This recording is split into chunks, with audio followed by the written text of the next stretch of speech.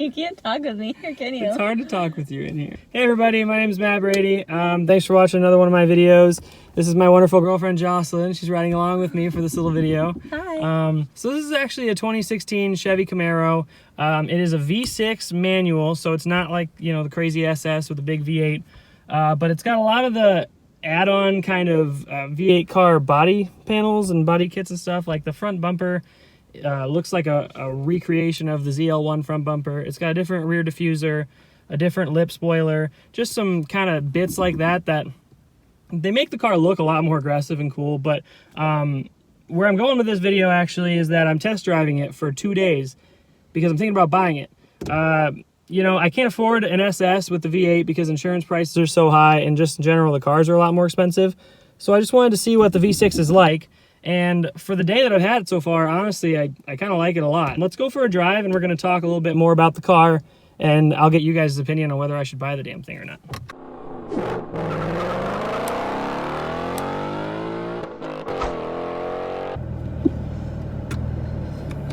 It's got this push-button parking brake, which I don't love very much, but that's okay. It's not the end of the world. So the reason I'm looking into this car is because, honestly, like, I've had the Fiesta ST for about 1.5 years now, and even though it's a great car, it's just not the most comfortable thing in the world to drive longer distances in, and commuting in it every day is becoming a bit of a chore. It's got some pretty stiff suspension from the factory, and just generally speaking, I kind of think I want something a little more comfortable, a little more road trip friendly, and maybe a little more powerful. I kind of like the idea of a 300 plus horsepower V6. When I kind of roll onto it, I mean, it pushes you back in your seat a bit. It's a lot of fun. I feel like you can see it more on Jocelyn's face when I do that than mine. It's got the 6-speed Tremec. I believe it's like a 3160 transmission.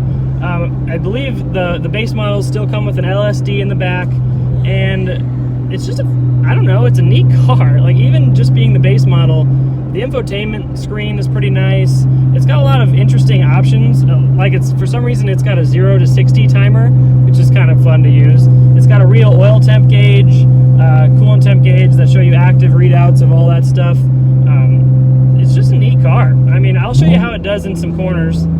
This one particularly already has like a MagnaFlow catback with an X pipe underneath it, and I'm not entirely sure because I don't know like exactly how they designed the stock exhaust, but I think it might have deleted a cat as well, so maybe it's more of like a header back. But I have to actually get the car on a lift to really look at it. Oh, don't want to hit a car. Okay. Hi everyone. Let's go slow. But it sounds pretty good. Like, I don't know if you can hear it. That's 7,000 RPM in second gear. And second gear is geared to over 60 miles an hour. So if you want to do a 0 to 60 pull, it's not that hard. The way I found to do it, at least in the few times I tried, is short shifting around 3,000 RPMs and just riding second gear all the way through 60 miles an hour. The best time I ever got was 5.8, if you care. I don't know if you care, probably not, but I was able to do that just on the street without really trying that hard. So it's not like, let me see what I'm trying to say.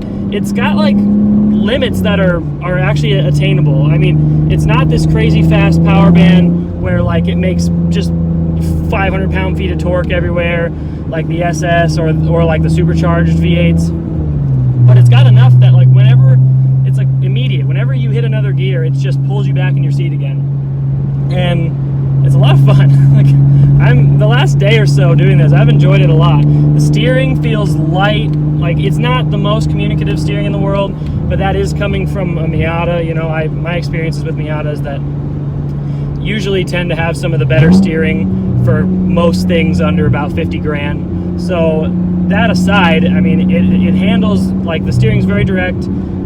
The steering ratio is actually pretty fast for such a big car. And speaking about like how big the car is, it's huge. Like, the car's massive. I'll show you a picture here of it sitting right next to my Fiesta. And it dwarfs it in the front and the back by like 2 feet. It's kind of crazy that a car this, you know, impractical, being a two-door, can be so large. Like, it's just a massive car, pretty much. And I say that with a caveat of it's not actually that heavy, though.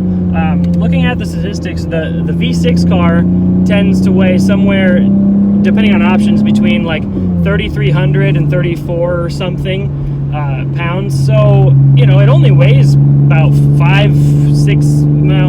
maybe like 600, 700 pounds more than a Fiesta ST, but it has, you know, like way more power overall, like just everywhere.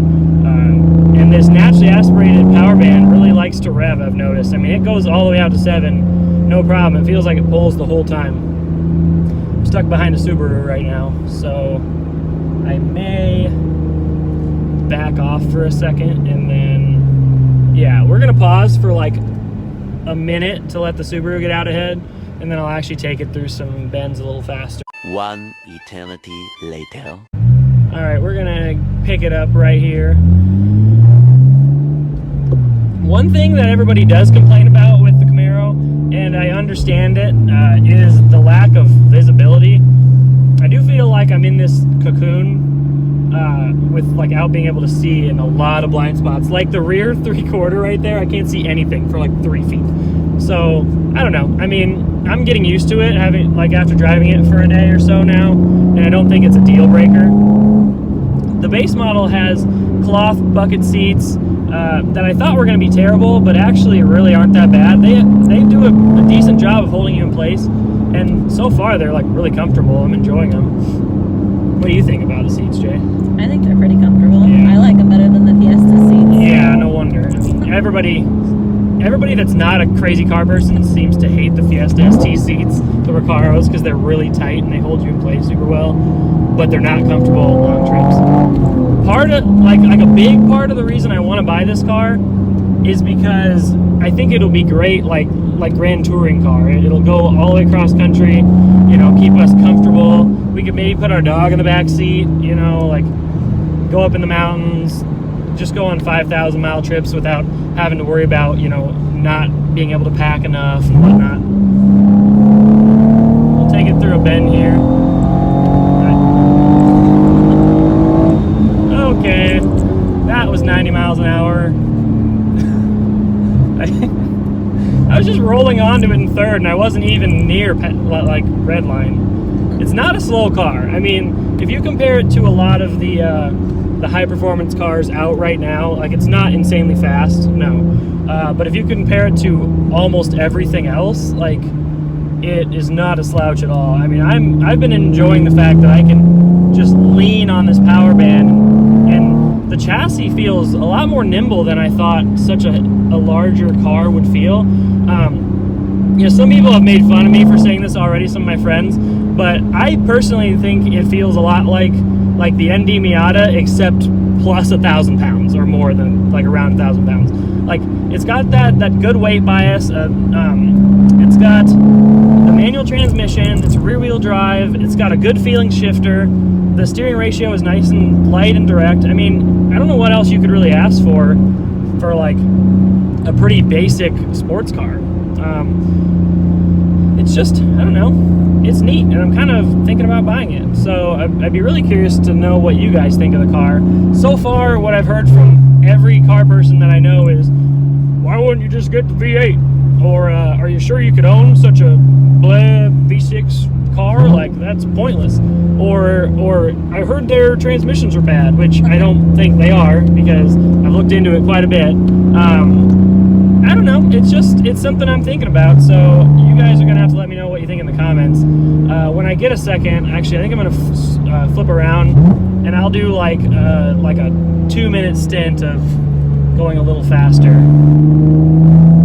Where I need to find a spot to turn around though. Here we go. Heel and toe downshifting is really easy in this car too. Something that I always love to find out about a sports car, because it just makes the drive a lot more interesting. All right, here we go. Let's do a launch too.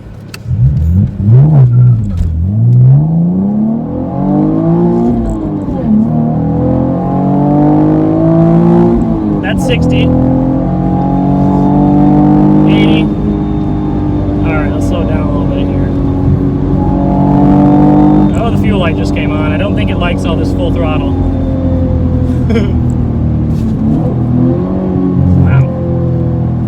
a great heel and toe in flip-flops, but that's okay.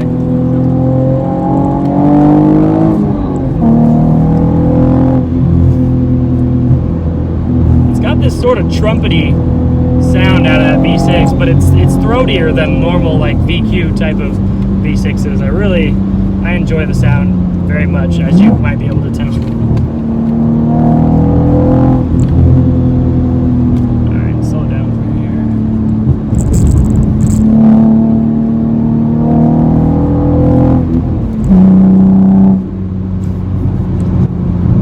So yeah, let me know what you guys think. One takeaway I've noticed, just to leave you with this, is that I've never been much of a muscle car person personally. Not because like I don't think they're cool or want to own them, mostly because I've never been able to afford one. I've always thought that I should always only get the V8 if I get a muscle car. And now I'm starting to kind of change that because, one, I'm not rich and I've got a lot of speeding tickets, so my insurance rates are too high for the V8s. And the V6 is a lot better than most people will tell you. I think the power band feels great, and this car, especially with these extra body kind of add-ons and its aggressive stance, it's all blacked out.